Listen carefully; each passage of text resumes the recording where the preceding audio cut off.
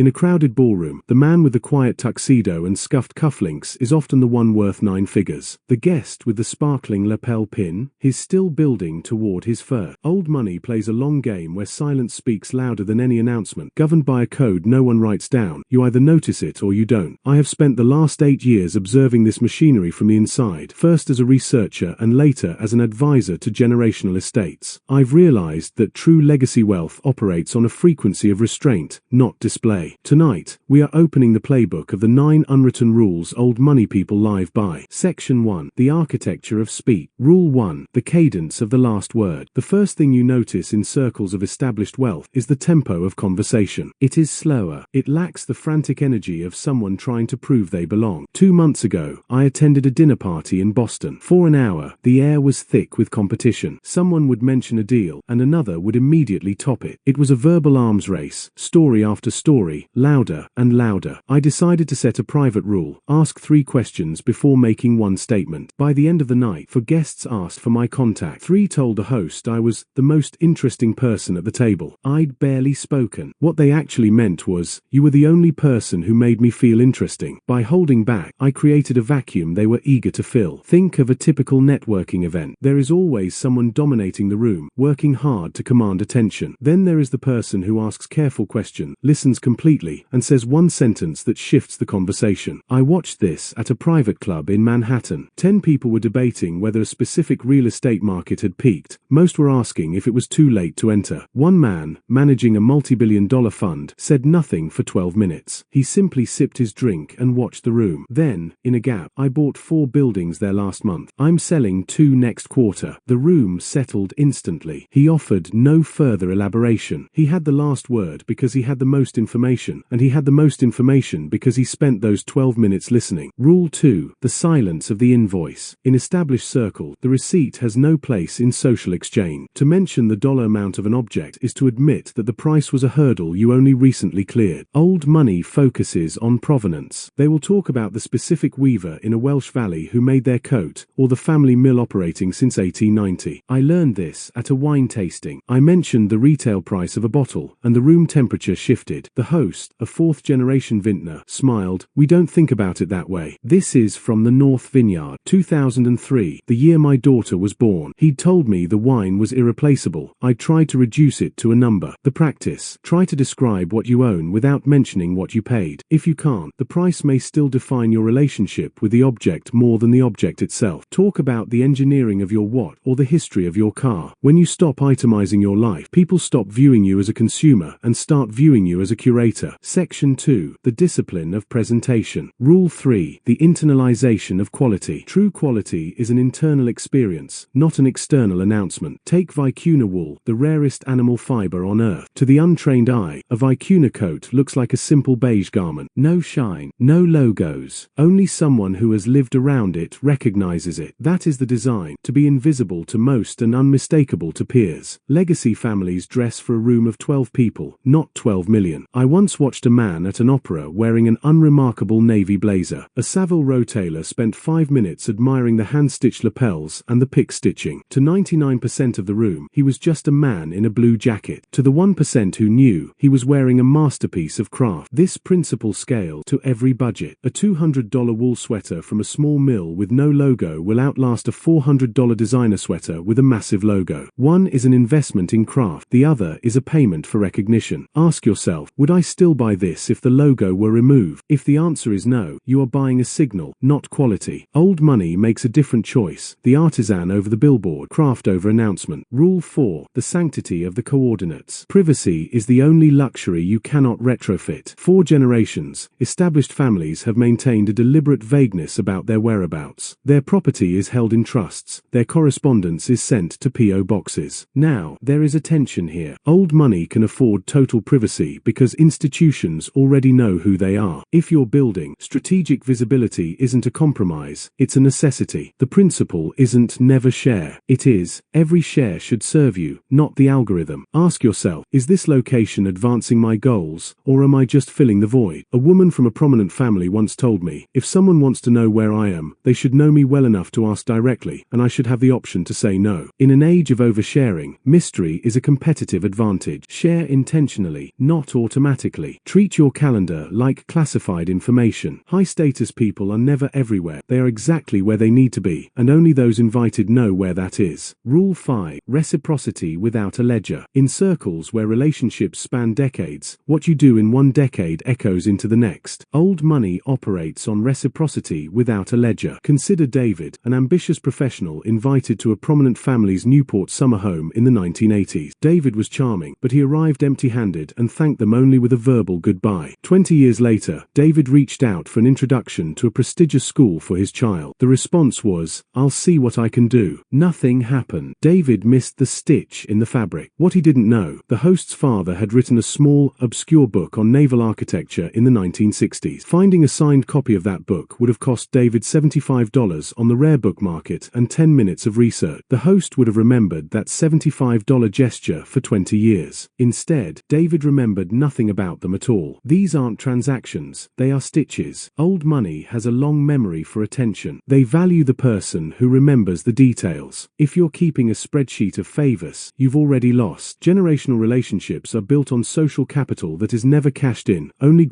through shared history and quiet thoughtfulness. Section 3. The dynamics of relationship. Rule 6. The policy of downward deference. There is no greater signal of character than how a person treats those who can do nothing for them.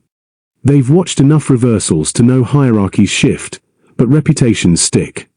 In 2008, a managing director was fired. On his way out, he was rude to security and dismissive to HR.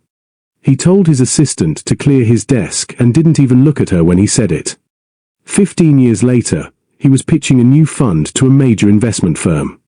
The partner evaluating his pitch. That assistant. She was now managing $2 billion. She remembered the exact moment he treated her like furniture. The answer was no before he finished his first slide. New money often directs politeness up the hierarchy.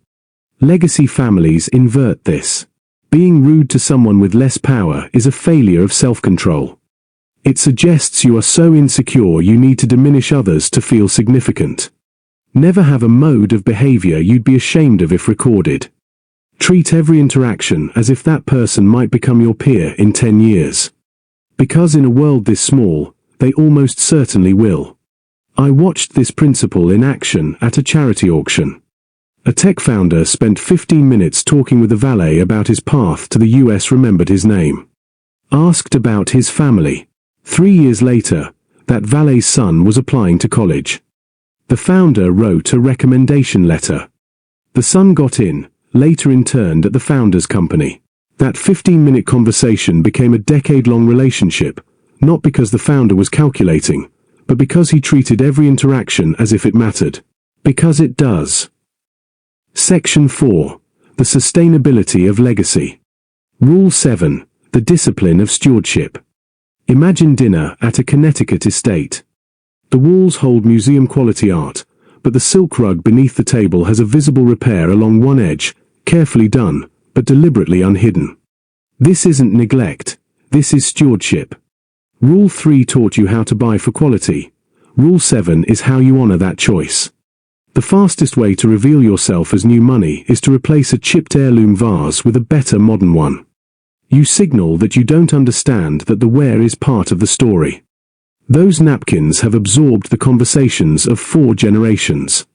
To replace them would erase memory. When you expect your grandchildren to use the same objects, you buy for integrity. A resold boot is a badge of honor. It says, "I bought this correctly the first time." Mending means choosing high quality and maintaining it across time.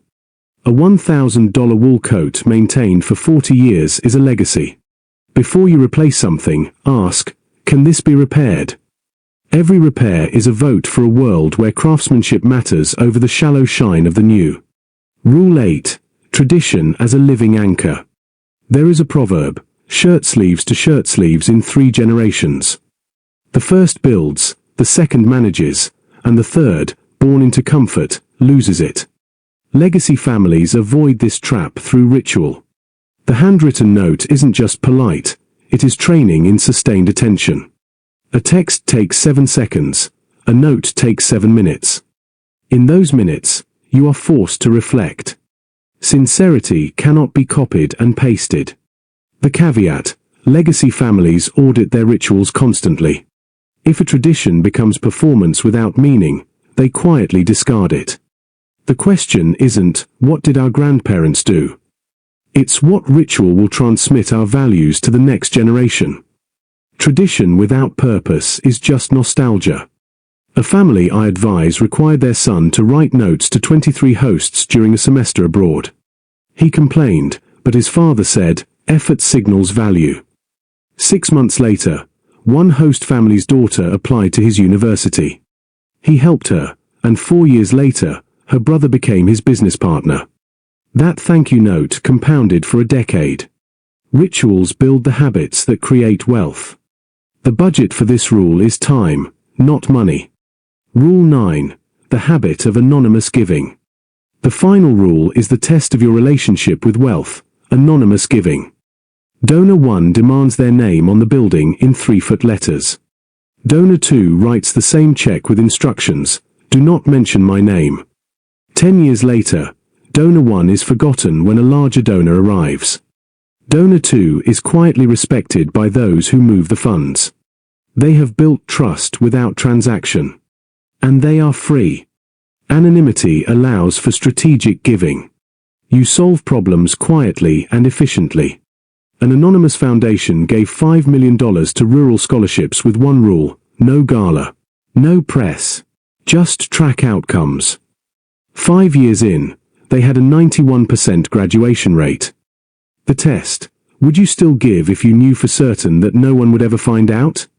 If not, you're not giving, you're buying a reputation. Conclusion: the quiet realization. These 9 unwritten rules are behavioral patterns designed to protect what you cannot buy twice: trust, attention, dignity, and time. I've spent 8 years observing these patterns. These families refined these patterns across centuries. You can learn them in a year. You just need the willingness to observe what they've already figured out. Tomorrow, try just one. Write one handwritten note. Let one silence settle. Repair one object. Remove one price reference. Show one person full attention, especially someone who can do nothing for you. By the end of the year, you will have built a practice that compounds quietly. A life of substance isn't a contest to be won. It is a private practice to be refined. The people who appear to have nothing to prove are the ones who finally learn to stop trying. The person of substance is not the one who has much, but the one who needs little. And the one who needs little never announces what they have.